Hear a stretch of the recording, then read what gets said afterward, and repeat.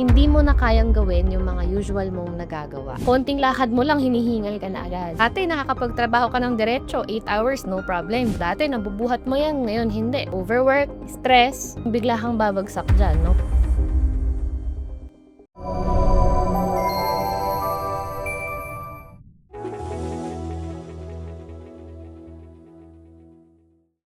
Good day mga kababayan! Welcome sa isa na namang episode ng Medico.ph at ngayon pag-uusapan natin ang isang sintomas na nararamdaman ng maraming mga Pilipino pero kung minsan medyo nababaliwala. Ito yung pagkahapo o medyo mabilis mapagod.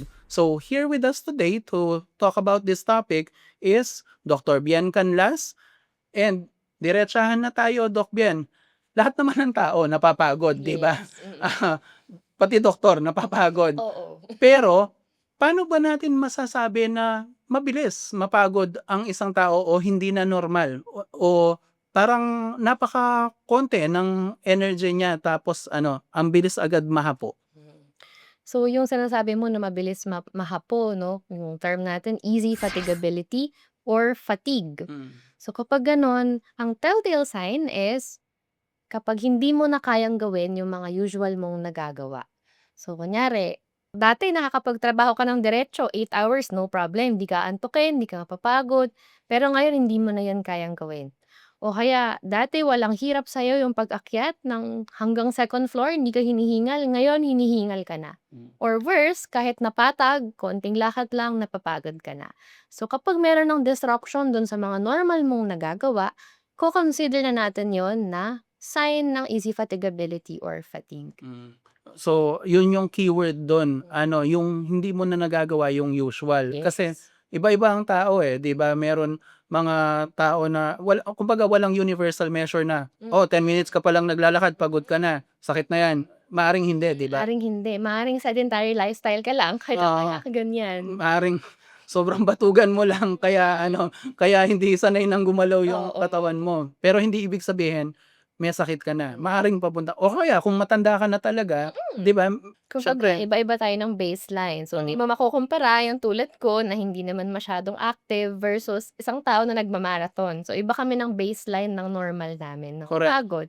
So, yun, nasa sa'yo pero 'pag naramdaman mong, "Uy, teka parang dati kaya ko 'to, ngayon hindi na, bakit kaya?" Mm. So, yun ang pag-uusapan natin ngayon. So, Doc Bian, 'pag nakakaramdam tayo ng ganito na parang hindi ko na magawa yung nagagawa ko dati, hapo-ngapo, hinihingal, ganyan, ano ang unang dapat gawin ng mga tao? Siyempre una dapat ay you think back. May binago ba sa diet? May binago ka ba dun sa practices mo, sa lifestyle? Mas madalas ka bang umiinom ng alak, for example? Ngayon ba ay nag-start kang mag-vape or mag-smoke? Hmm. So, lahat ng mga contributing factors, pwede mo munang tignan. O kaya baka naman lately napupuyat ka. So, kung napupuyat ka, most likely talaga no, na magkakaroon ng pagkahapo or pagkapagod. At kung hindi ka rin nag-exercise, maaari rin yun. At tulad ng sinabi mo, kung meron mga ibang sakit, kung meron kang hypertension, diabetes, expect mo na magbabago din yun, no? Maaaring mabilis ka rin mapagod. O kaya naman, kung meron kang ongoing na infection. So, kung meron nun, maaring mapagod. Pero kung wala naman, kung wala ka naisip na dahilan, bakit bigla kang pagod, maaring ang contributor naman ito ay mental health. Baka overwork, may stress, may anxiety, may depression. So, Mm. factors yon no? So, pwede mong tignan muna yung sarili mo, ano yung posibleng dahilan. Mm. So, kapag ka na-pinpoint mo kung ano yung dahilan, mas madali siya ngayon i-correct. Kasi hindi itong pagkahapo hindi siya sakit in itself, 'di ba? Yes. Sintomas siya ng Thomas. ibang bagay. Kaya 'pag nagbasa ho kayo online, kunyari sa mga Mayo Clinic, yung mga gano'n, WebMD, or kahit sa website natin, yung medico.ph, makikita mo kung yun nga, kagaya ng sinabi ni Doc, kung cancer man 'yan, kung kahit nilalagnat ka lang, 'di ba? Ang mga sintomas, fatigue, laging kasama 'yan. Anong ibig sabihin nun? Anong nangyayari sa katawan ng tao, Doc Bien? Bakit maaari siyang mapagod ng mas mabilis than usual? So, 'pag sinabi natin na fatigue 'no, iba-iba yung manifestation niya sa mga tao. Maaring yung iba drowsy o mas antok than usual. Dati hindi ka naman nagnanap within the day, ngayon nagnanap ka na. Yung antok na antok ka Antok na palagi. antok ka talaga, yung bigla kang babagsak diyan 'no, kahit nagkape ka pa parang pagod ka pa rin. Or yung iba naman ang simptomas nila merong weakness, parang weak ngayon yung kamay mo or parte ng katawan, may weakness ka. So dati nabubuhat mo yan, ngayon hindi. Puwede rin yan na dahil sa fatigue. Yung iba naman, ang manifestation ay ayaw ng lumabas, so parang hindi makalabas dahil hinihingal. Hmm. So, hindi makaakyat ng hagdan, hinihingal. So, maaring yun din 'no, isa yung klase ng simptomas na puwedeng magturo na merong fatigue 'no. Tapos yun, ang number one nga is kung yung mga usual mong nagagawa, hindi mo na ngayon sila magawa. Hmm. So, puwede rin yun na fatigue. Okey. So, maraming puwedeng pagmulan. Mhm. Siyempre hindi naman natin lahat di-discuss 'yan in detail. Pero sa practice mo, Doc Bien, bilang isang doktor ng company tapos, mga nagtatrabaho or office people yung tinitignan mo, Mhm. ano yung pinaka-common na cause ng ano, ng fatigue na hindi normal sa kanila? Common dahil nga workers sila 'no, Hmm. at shift work, manufacturing company kasi ako. Hmm. So, sa experience ko ang cause talaga ng fatigue nila is insomnia. Hindi makatulog? Oo, lalo na kung ang shift nila nagbago, hindi sila makakatulog tapos shift na nila. Hmm. So kapagka gano'n, dahil wala silang tulog at all, sobrang pagod nila dun sa duty. So madalas nagli-lead yun sa sick leave. So magsa-sick leave na lang, "Dok, 'di ko po Mm. kayang pumasok." So isa yon. Yun hindi naman delikado yun? Oo 'no, pero siyempre kung long term 'no, kailangan makapag-adjust sila, eh. So kung Hmm. hindi nakakapag-adjust, kailangan na ng ire-refer ko na sila sa Hmm. psychiatrist dahil talagang 'di natutulog, dahil hindi puwede na hindi tayo natutulog Hmm. 'no. And nagiging siyang delikado kung chronic na, kung ilang buwan talagang hindi makapag-adapt, hindi Oo. makatulog, oo. So baka yung gano'n puwedeng gawan ng paraan na puwedeng suggest-an na morning duty na lang, na hindi siya magna-night o kaya puwedeng magbigay ng mga gamot para makatulong sa kanya na makatulog. Hmm. Common din 'no, na ganyan is yung mga naghihilik. Hmm. So dahil naghihilik sila sa gabi, hindi sila aware na pagising-gising sila. So obstructive sleep apnea. So majority ng Pilipino humihilik. Hmm. Lalo na kung on the heavier side ka. Kung obese 'no, mataas yung chances na naghihilik. 'Pag naghihilik dahil pagising-gising ka sa gabi, putol-putol yung tulog. So 'pag umaga kahit naka 8 hours of sleep ka, hindi ka pa rin refreshed, pagod ka pa rin, Puwede meron pala ka yun ring 'no, fatigue, yes. na sa sarili mong hilik nagigising ka hindi Oo. mo lang alam? Oo, dahil kapag obstructive sleep apnea, tumitigil kang huminga. Hmm. So kapagka gano'n, 'pag tumigil kang huminga, bigla ay maririnig mo sila naghihilik ta's biglang tatahimik ta's biglang hihinga ng malalim. Kasi biglang do'n pa lang sila pala nakahinga, so hindi nila alam nagsi-stop sila huminga for ilang seconds. Minsan ano, nakakatawa 'di ba, I'm sure marami sa'tin meron matabang tito o tatay na Oo. yung gaganyan sila, yung steady yung hilik niya, Hmm. dire-diretso tapos minsan yung maririnig mo mabibitan niya pa, titignan mo tapos, matatawa ka pero ano pala hindi maganda Oo, sa health hindi yun. yun maganda 'no, kasi 'di ba, imaginin mo buong gabi pala hindi sila nakakapagpahinga ng maayos and Oo. nagkakaroon ng problem sa breathing, so hindi sila humihinga. So ayaw natin yun 'no, sigurado ako marami sa inyo naghihilik 'no, kasi kahit ako 'pag sobrang pagod magigising ako sa sarili Oo, kong hilik. kahit sino naman. Oo, kahit sino 'no. So isa yon 'no, sa mga common na causes kung bakit may fatigue sila sa workplace. Yung mga hindi naman related sa sleep, kung for example, merong heart conditions. Mm. So 'pag meron kang heart condition like heart failure, common 'yan sa kanila na May bara ibig sabihin either o may humina? bara o Hmm. or mahina ang tibok ng puso, merong arrhythmia, Hmm. so hindi enough yung napa-pump na dugo ng puso. Mm. So kapag gano'n, mabilis silang mapagod. Siyempre kapag nag-exert ka ng effort, kailangan mo ng dugo. Hmm. Kailangan efficient yung pagpo-pump ng dugo. So 'pag merong problem dun, maaaring mabilis mahapo.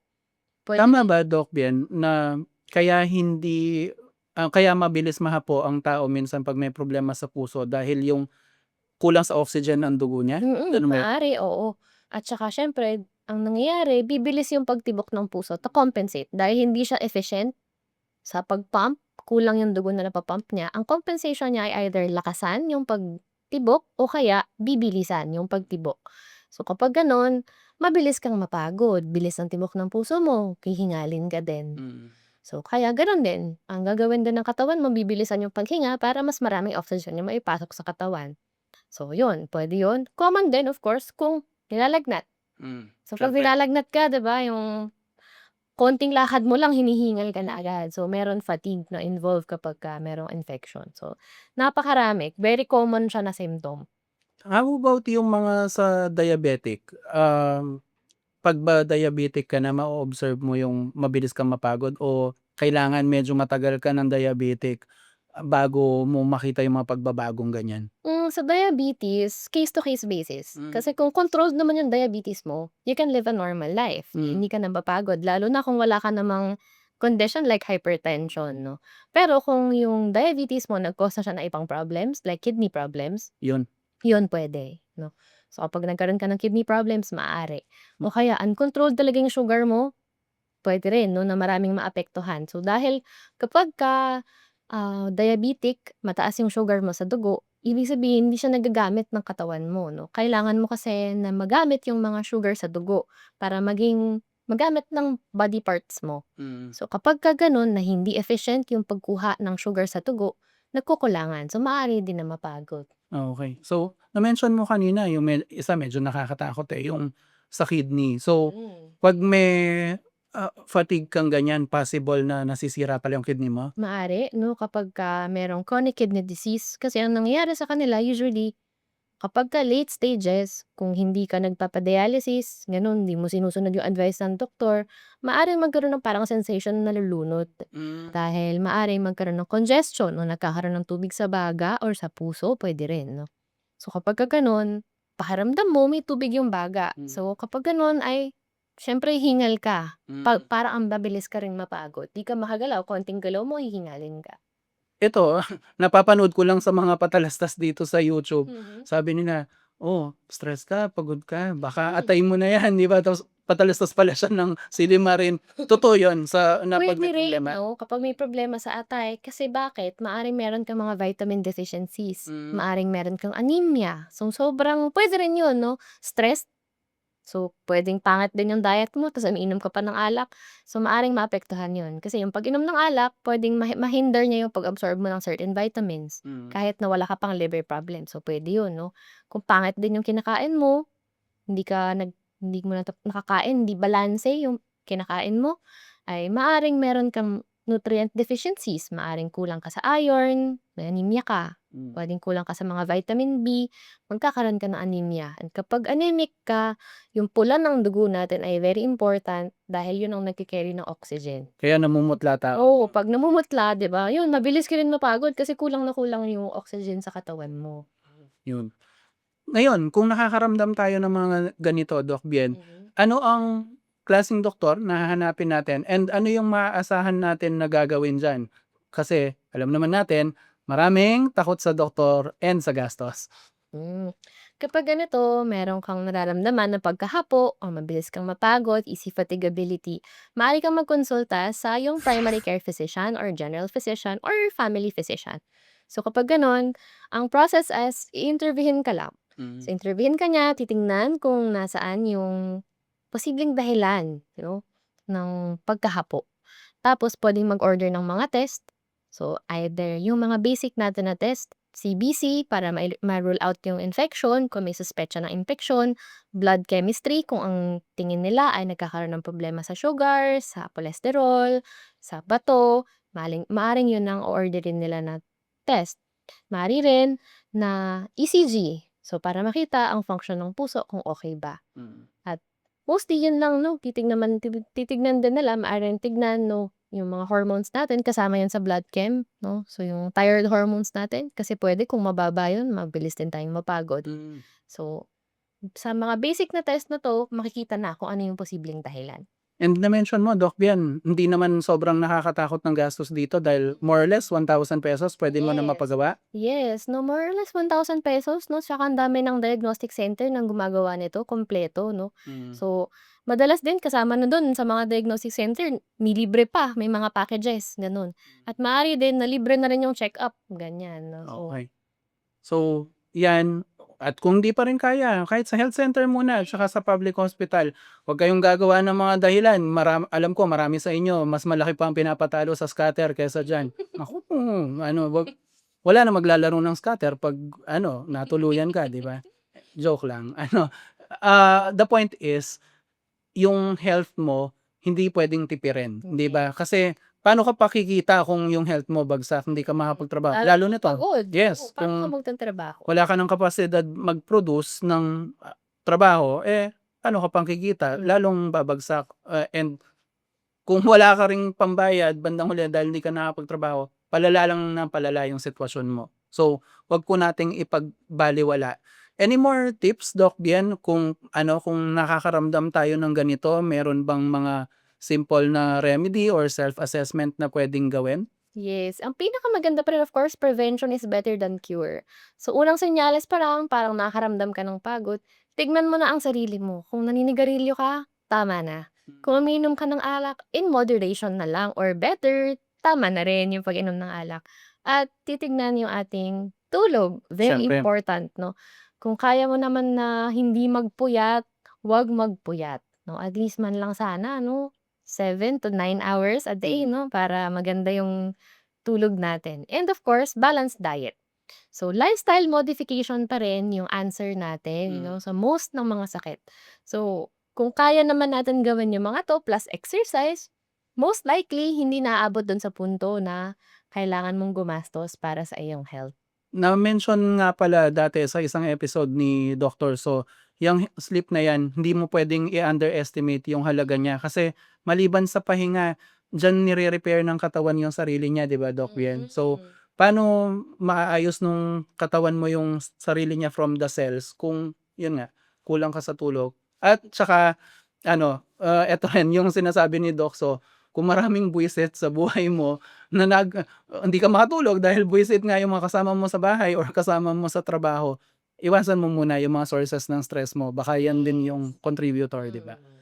Okay, so dami nating natutunan sa possible causes ng fatigue na parang hindi normal at parang hindi ma-explain. So, una, sabi nga ni Doc Bien, self-assessment muna, itama ang tulog, kumain ng mabuti, enough rest, at kung hindi, 'wag mahihiyang magpatingin sa mga doktor. And siyempre, 'wag matatakot sa gastos dahil yung mga initial na test naman, wala pang masyado 'yan, eh.